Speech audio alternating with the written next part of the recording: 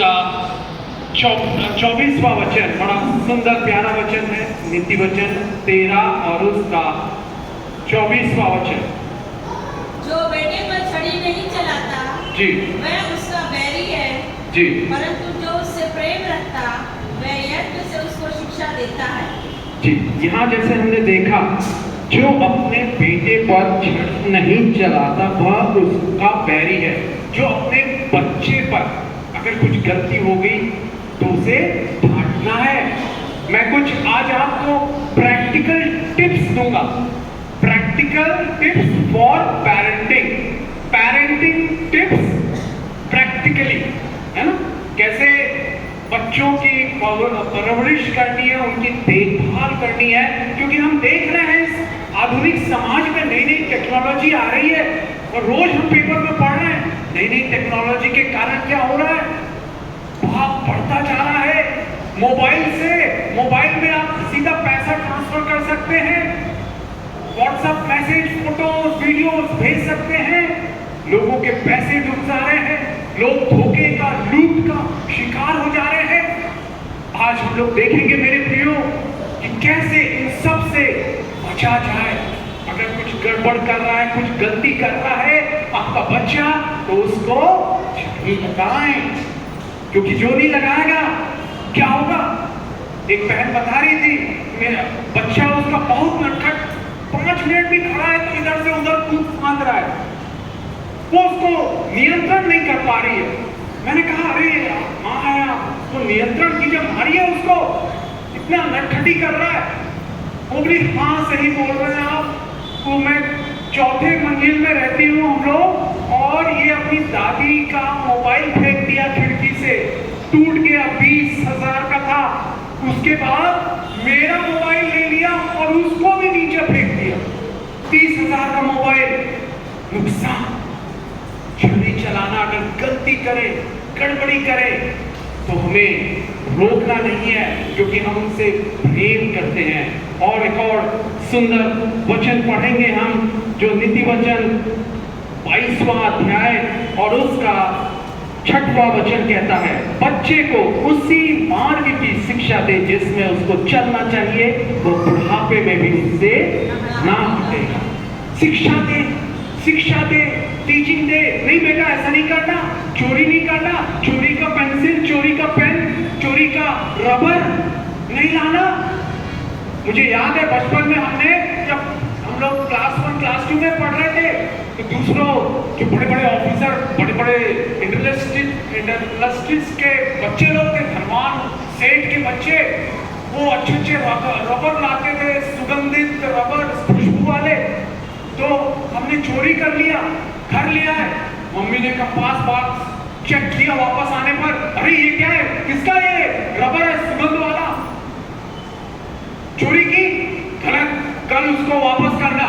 और उसी समय हमको दुकान ले गई, हमारे लिए वही सेंट वाला, खुशबू वाला रबर थी। आपको भी अपने बच्चों की देखभाल करना है, देखना है कहां जा रहा है, कितने बजे जा रहा है, कितने बजे आ रहा है, किसके साथ घूम रहा है, किसके साथ दोस्ती कर रहा है। नीति वचन 22 और उसका 15वां वचन भी कहता है, बच्चे के मन में मूढ़ता की गांठ बंधी रहती है, परंतु अनुशासन की छड़ी के द्वारा वह खोलकर उससे दूर रोकी जाती है। क्या गांठ, रस्सी की, सुतली की गांठ, जैसे गिठान जो बोलते हैं ना, मूर्खता की, गड़बड़ करने का, गलतियों करने का बच्चे की ये आदत रहती है। आप छोटे बच्चे को संभालेंगे नहीं तो मट्टी खाने लगता है, वो कांच का, इलेक्ट्रिक को हाथ लगाने लगेगा। एक परिचय के थे, वो बताया उनका लड़के का मुंह एकदम टेढ़ा हो गया है, पूरा काला पड़ गया। बोले बचपन में हमने देखा नहीं, वो जो गर्म पानी का रहता है ना, उसके खोल के वो नीचे खड़ा हो गया तो उसका मुंह जल गया। आज वो 20-21 साल का हो गया, अभी भी जला हुआ है। लड़के के मन में मूढ़ता की गांठ बंधी रहती है, परंतु अनुशासन की छड़ी से वो उसको खोलकर उससे दूर की जाती है। और सुंदर वचन पढ़ेंगे, नीति वचन 23 का 13 वचन लिखा हुआ है, बच्चे की ताड़ना ना छोड़ना, क्योंकि यदि तू उसको छड़ी से मारे तो वह ना मरे। छड़ी से मारेंगे, मेरी मम्मी हमको किससे मारती थी मालूम है? छड़ी नहीं, पपीते का पेड़ था, पपीते की जो क्या बोलते हैं उसको, डंडी है ना, पत्ती का वो जो डंठल रहता है उससे मारती थी, ज्यादा चोट नहीं लगती। बाइबल बता रही है आपके लिए भी मेरे प्यारे माता पिता, आप अपने बच्चों की जो इस आधुनिक खतरे वाले डेंजरस युग में पालन पोषण कर रहे हैं, आपको ये पेरेंटिंग टिप्स आपकी बच्चों के भविष्य में, चाहे वो कॉलेज चले जाए, चाहे उनकी शादी होने लगे, तब भी ये जो मैं आज शिक्षा दे रहा हूं बाइबल के अनुसार वो आपको काम आएगी और ये संदेश यादगार रहेगा। मेमोरेबल मैसेज, ध्यान से सुनिएगा। तू आगे लिखा हुआ 14 वचन में, नीति वचन 23-14 में, तो उसको छड़ी से मारकर उसका प्राण अधोलोक से बचाएगा। नरक जाने से बचाएंगे आप अगर तू आप मारेंगे उसको। मैं आखिरी में कुछ रियल के सच्चे उदाहरण, सच्ची घटनाओं के बारे में बताऊंगा जिससे आपको ये स्पष्ट हो जाए अगर ऐसा नहीं करते हैं तो कितना खतरा हो सकता है मेरे प्रियो। ये हमने 2 वचन यहां देखा और नीति वचन 29 और उसका देखेंगे हम 17वां वचन, 15 और 17, नीति वचन 29, प्रोवर्ब्स 29, 15 और 17 वचन देखेंगे। 15वां वचन पढ़ रहा हूं। छड़ी और डांट से बुद्धि प्राप्त होती है, परंतु जो बच्चा यूं ही छोड़ा जाता है वह अपनी माता की लज्जा का कारण होता है। मैं आपको आखिर में जो उदाहरण दूंगा उससे पता चलेगा कि लज्जा शर्म का कारण होता है। छड़ी और डांटेंगे नहीं, छड़ी नहीं चलाएंगे और डांटेंगे नहीं, बाइबल में दिया हुआ है। नीति वचन में कई जगह समय नहीं है। डांट जो है बुद्धिमान उसको ग्रहण करता है बड़ी खुशी से, परंतु मूर्ख क्या है, अरे मेरे को डांटता है, मेरे को डांटती है, उससे नफरत करता है। परंतु बुद्धिमान डांट से खुश होता है। यहाँ लिखा हुआ छड़ी और डांट से बुद्धि प्राप्त होती है, परंतु जो लड़का यूं ही छोड़ा जाता है वह अपनी माता की लज्जा का कारण होता है। 17वां वचन, अपने बच्चे की ताड़ना कर, तब उससे तुझे चैन मिलेगा। बाइबल बता रही है आपको चैन, शांति, सुख चाहिए ना, अपने बच्चों की ताड़ना कीजिए, शिक्षा दीजिए यीशु के रास्तों का। जैसे हमने पढ़ा व्यवस्था में, नीति वचन में कई जगह दिया हुआ है, आते जाते उठते बैठते परमेश्वर के वचन को उनको याद दिलाओ, उनको पढ़ाओ, उनको सुनाओ, उनको कलीसिया संडे स्कूल ले चलो। और लिखा हुआ है वही 17 के, अपने बेटे की ताड़ना, बच्चे की ताड़ना कर, तब उससे तुझे चैन मिलेगा और तेरा मन सुखी हो जाएगा। हम सब चाहते हैं हमारा मन सुखी हो जाए। बाइबल बता रही है अपने बच्चों की परवरिश करते हुए, पेरेंटिंग करते हुए कैसे हम सुखी हो सकते हैं, उनकी ताड़ना, छड़ी और डांट से। मेरे प्रियो, मैं आज आपको कुछ सच्ची घटना बता रहा हूं जो मैंने आंखों देखी है। मैं कॉलेज में नौकरी करता था, प्रोफेसर था, और वहां पर एक बार हमारा कॉलेज का टाइम रहता था 12 से 5 बजे तक। 5 बजे के 5 मिनट में सब जो छात्र छात्राएं हैं, स्टूडेंट से सब कॉलेज से चले जाते थे, मगर जो प्रोफेसर लेक्चरर्स लोग हैं वो रुके रहते थे और मीटिंग्स होती थी, कुछ सेमिनार हो रहा है तो हम लोग आधा पौन घंटा 1 घंटा लग जाता था, 1.5 घंटा। एक बार की बात है, करीब 6 बज गया था, 5 बजे खत्म हो गया कॉलेज, 6 बजे मैं निकल रहा हूँ। मैंने एक जवान को देखा यामाहा गाड़ी में। उस समय यामाहा 20 साल पहले, आज की जो एसयूवी बड़ी BMW कार है, उस समय बाइक में यामाहा मतलब बहुत शानदार गाड़ी, महंगी गाड़ी होती थी। एक लड़का, मैं बोला अरे ये लड़का तो मैंने देखा है उसको, अच्छा सुंदर सा स्मार्ट सा, बाल ऐसे नीचे गिरे हुए और सिगरेट पी रहा है और एक लड़की से बात कर रहा है। वो लड़की जो है कुछ एकदम अजीब टाइप के पोशाक पहने हुए है, जिससे उसका शरीर का आधा शरीर दिख रहा है। मैं तुरंत वो लड़के को पहचान लिया, अरे ये तो वो जो चर्च के बड़े लीडर है, पदाधिकारी है, उनका छोटा बेटा है। और वो जो पदाधिकारी थे, बड़े सरकारी डिपार्टमेंट में बड़े ऑफिसर थे, खूब ज्यादा तनख्वाह, बड़ी सी कार। मसीही समाज में उस समय लोगों के पास कार नहीं होती थी, उस समय उनके पास बड़ी सी जीप और बहुत सैलरी। और जो भी मसीही संस्थाएं आप नाम ले लें, उनके वो प्रेसिडेंट, चेयरमैन, सेक्रेटरी। मैंने देखा, अरे इनका लड़का ये सिगरेट पी रहा है।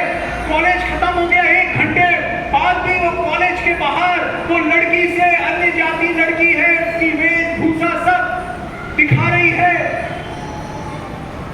बात कर रहा है। तुरंत मैं घर आया, पिताजी को मैंने बोला, पापा आप उसके संस्था के सदस्य हैं, आपके वो संस्था के प्रेसिडेंट हैं, आप जाके उनको बताइए आपका लड़का बिगड़ रहा है। मेरा स्टूडेंट है कॉलेज का, उसका बाप। आपका उनका पिताजी मम्मी का स्टूडेंट था। मैंने पिताजी को बोला अपने कि आप बताइए, आप भी वो संस्था के मेंबर हैं और उनके वो प्रेसिडेंट है। पापा बोले, अरे कैसे बताऊं मैं, वो इतने धार्मिक नहीं है, तेरे जैसे धार्मिक नहीं है, वो दिनाकरण जैसे धार्मिक नहीं है। बोला यहाँ धार्मिक की बात नहीं है, ये बेसिक चीजें हैं कुछ। कॉलेज खत्म हो गया, 1 घंटे तक बात कर रहा है वो, सिगरेट पीते हुए, एक अन्य जाति जिसका आधा शरीर दिख रहा है, उससे यामाहा उसके पिता ने उसके लिए खरीदी। पिता देख नहीं रहा है कितने बजे कॉलेज खत्म होता है, कितने बजे आना है। मेरे प्यारे माता पिता, अपने बच्चों की देखभाल कीजिए। देखिए कितने बजे स्कूल खत्म होता है, ट्यूशन खत्म होता है, कितने बजे आता है, आती है आपके बच्चे लोग। और मेरे प्रियो, पिताजी ने नहीं बताया। मेरे को लगा मैं तो बहुत छोटा हूं, उम्र में छोटा हूं, कैसे बताऊंगा, वो अंकल को बुरा मान जाएंगे। समय चला गया, साल बीतते गए, मेरे को और कहीं अलग शहर में नौकरी, मैं चला गया, कांटेक्ट छूट गया। अचानक से जब मैं आया यहाँ क्रिसमस के समय, मुझे पता चला वो लड़का जिसको मैंने देखा था, किसी अन्य जाति लड़की से शादी कर ली। और वो अन्य जाति लड़की बड़े इंडस्ट्रियलिस्ट की लड़की है, बड़े उद्योगपति की बेटी है वो, उधर उत्तर भारत की। और उन्होंने बोला, तुम मेरी बेटी से शादी कर रहे हो, ठीक है, तुम दूसरे मसीही हो, मैं करने को तैयार हूं, मगर ये शर्त है, तुमको मेरे साथ आके उधर रहना पड़ेगा मेरे शहर में। वो लड़का अपने माँ बाप को छोड़ के, उससे पहले उसके पिताजी ने यहाँ की पॉश कॉलोनी में उसके लड़के के लिए, वही लड़के के लिए एक फाइनेंस का बड़ी कंपनी का ऑफिस उसके लिए खोला, लाखों का इन्वेस्टमेंट किया पिताजी, अपना खुद का पैसा लड़के के लिए। वो लड़का सब छोड़ दिया, डुबा दिया और अपनी पत्नी के घर चला गया, घर जमाई बनते हुए। साल बीतते गए, कुछ साल बाद पता चला वो उसकी पत्नी को कैंसर हो गया, 30 साल की जवान उम्र, वो अन्य जाति लड़की को कैंसर हो गया है और 1-2 साल में ही वो मर गई। उसके बाद उसकी मम्मी का संपर्क ईमेल के द्वारा होता था। वो एक प्रभु की दासी है और एक मिनिस्ट्री भी चलाती है, तो ईमेल के द्वारा संपर्क था। तो उन्होंने, मैं उनको ईमेल से अपने मैसेज संदेश भेजता था। एक दिन उन्होंने लिखा, बेटा मैं बहुत दुखी हूँ, ऐसा ऐसा हुआ मेरे लड़के के लिए। अब वो विश्वास करना, प्रभु से कुछ प्रार्थना करना, चर्च जाना बिल्कुल छोड़ दिया। मेरे प्रियो, ऐसा जीवन बर्बाद हो गया। बाइबल बताती है, नीति वचन 13:20 में लिखा हुआ है, नीति वचन 13:20 में, बुद्धिमान की संगति कर तो तू भी बुद्धिमान हो जाए, और जो मूर्ख का साथी है वो नष्ट हो जाएगा। जो बल्ब देख रहे हैं, इसका जो आविष्कारक थॉमस एडिसन, वो उसका दोस्त कौन था? जो सबसे पहले कार बनाया, हेनरी फोर्ड, वो उसका जिगरी दोस्त था, बेस्ट फ्रेंड था। दोनों ने ऐसे आविष्कार किए, दुनिया को बदल दिया। आज हम यहां देख पा रहे हैं ये लाइट को। मेरे प्रियो, मुझे आज भी मैं रोता हूं, काश मैं वो अपनी उम्र का, ठीक है मैं छोटा हूं, परंतु एक कहावत है, अगर तुम बुराई को देखते हो, गलत होते हुए देख रहे हो, बोलते नहीं। बाइबल में दिया हुआ यह हिजकिय्याह 3, 17, 18, 19 में, यदि तू दुष्ट को न चेताए, दुष्ट को नहीं बताए, गलत है मत कर, उसका खून मैं तेरे हाथों से लूंगा, तेरे से हिसाब लूंगा। आज भी मैं रोता हूं, काश मैंने बता दिया रहता वो अंकल को, आपका लड़का बिगड़ रहा है, उसे संभाल लीजिए, सुधार लीजिए, छड़ी चला दीजिए, डांट दीजिए। दूसरी तरफ एक और डॉक्टर है, उनका लड़का पान ठेले में सिगरेट पी रहा है, कुछ और ले रहा है, तो एक और दूसरे डॉक्टर, मसीह डॉक्टर ने देखा, अब तुरंत उसके पिताजी को आके बताया, डरा नहीं, शर्माया नहीं। अरे वो क्या सोचेगा, हम डरते हैं ना मेरे प्रियो, अगर किसी के बच्चे को, किसी को देख लेंगे, अरे ये कुछ पी रहा है, ये कर रहा है, गलत कर रहा है, अरे कौन बोले हमको, हम बुरे बन जाएंगे, हमसे वो नफरत करने लगेगा, हमसे वो घृणा करने लगेगी, हम क्यों बुरा बने? नहीं मेरे प्रियो, ये इसके 3, 17, 18, 19 में साफ साफ दिया हुआ है, मैंने तुम्हें पहरुए ठहराया है, आई हैव सेट, चौकीदार तुम्हें ठहराया है। चौकीदार क्या करता है? जब चोर आता है, डकैत आता है, गड़बड़ी होती है, चोरी होती है, तो वो सावधान करता है, ऊंची आवाज से सबको बताता है। वो डॉक्टर ने, उसके साथी ने बिना शर्म किए बताया, सर आपका लड़का बिगड़ रहा है, उसको मैंने पान ठेले में वहां देखा। तुरंत उन्होंने एक्शन लिया, उसको डांटा, छड़ी मारी, उसके मित्रों का देखा किस टाइप का है, और आज वो करीब, वो उसे नशे से छोड़ के वो समाज की आज सेवा कर रहा। आखिरी उदाहरण, सच्ची घटनाएं बता रहा हूं मेरे प्रियो।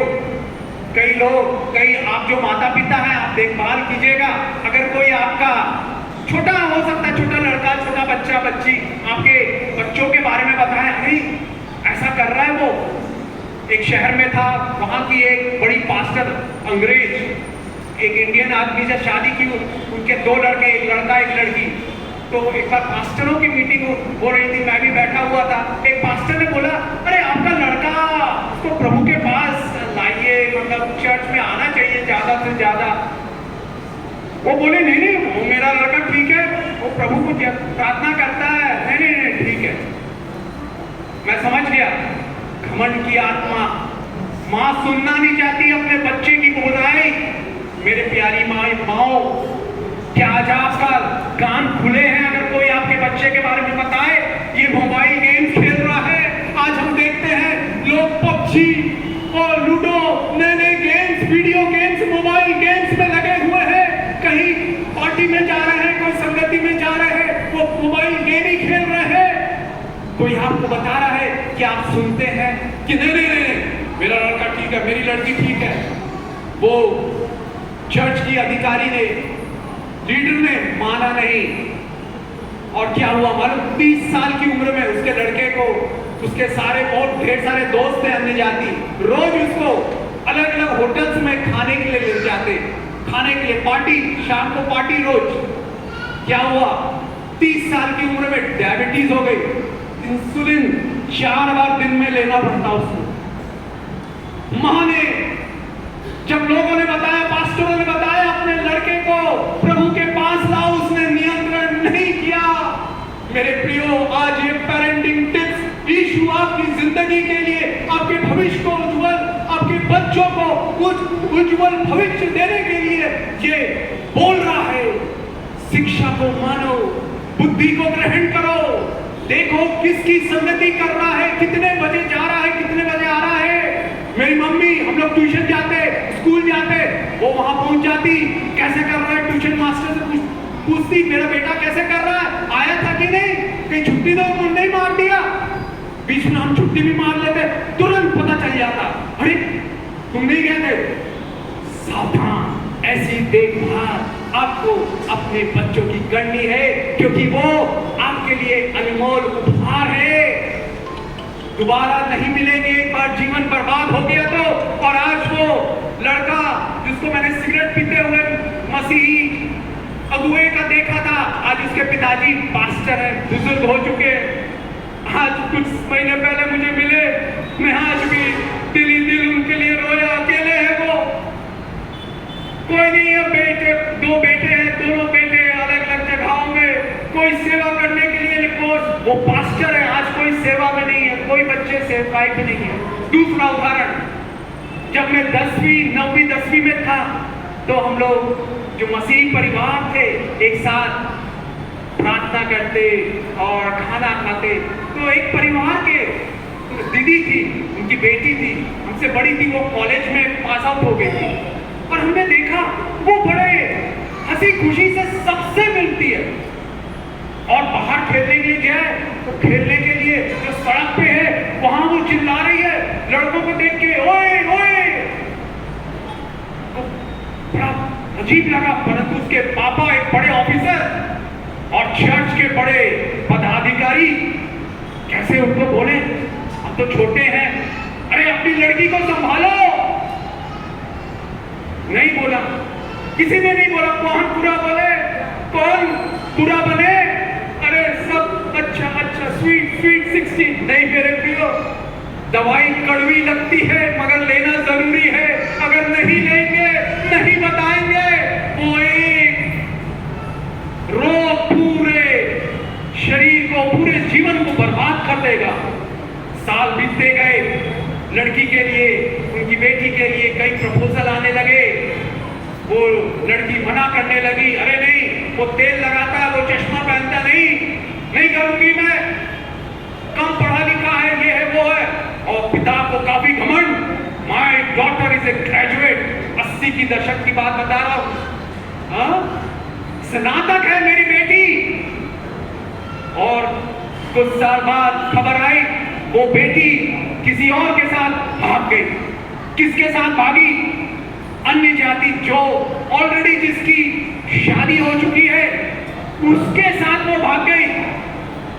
और वो जो उसका पति था पीता था, और पी के किसी का मर्डर कर दिया। और आज वो भाई पास्टर है बड़े चर्च के, 3 बच्चे थे, कोई भी सेवकाई में नहीं है, कोई भी सेवा में नहीं है। क्यों? उन्होंने अपने बच्चों को प्रभु के मार्ग की शिक्षा नहीं दी, छड़ी डांट नहीं लगाया। ओ हंसी, हर बार आप उससे मिलेंगे ऐसा जोक्स बताएंगे, ऐसा हंसेंगे। मसीही है, मौज मस्ती वाले दुनियादारी मसीही। मेरे प्रियो, आज की शिक्षा, पेरेंटिंग टिप्स बहुत महत्वपूर्ण है, इसे जिंदगी भर याद रखिएगा। ये सच्ची जो घटनाएं बताया हूं, आप अपने बच्चों की देखभाल कीजिए। कितने बजे ट्यूशन जा रहे हैं, कितने बजे आ रहे हैं, कौन उनका दोस्त है। आजकल तो आप फेसबुक से, व्हाट्सएप से देख सकते हैं उस बच्चे का क्या पसंद है। कोई स्टंट करने में, कोई स्विमिंग करने में, कोई एक्शन करने में या डांस करने में उसकी इच्छा है, इंटरेस्ट है। तुरंत सावधान, सतर्क रहे। आइए प्रार्थना करें। प्यारे यीशु, धन्यवाद देते आपने वचनों को दिया, parenting tips for practical living. Lord thank you Lord, जो अपने बच्चों की परवरिश करते हैं पिता, उनकी अच्छे से देखभाल कर सके। कहाँ जा रहा है, कहाँ आ रहा है, कितने बजे जा रहा है, कितने बजे आ रहा है, और उनके मित्र कौन है, मसीही है या दुनियादारी है या अन्य जाति है या नशेड़ी है, वो सब देख सके। मोबाइल गेम्स के तो आदि तो नहीं है, एडिक्ट तो नहीं है। ओ पबजी, ओ अलग अलग वो जो गेम्स है, वीडियो गेम्स, उन उनको बचा पिता, इस पूरे पापी संसार में इनकी रक्षा कर। ये प्रार्थना को यीशु के नाम में मांगते हैं, आमीन।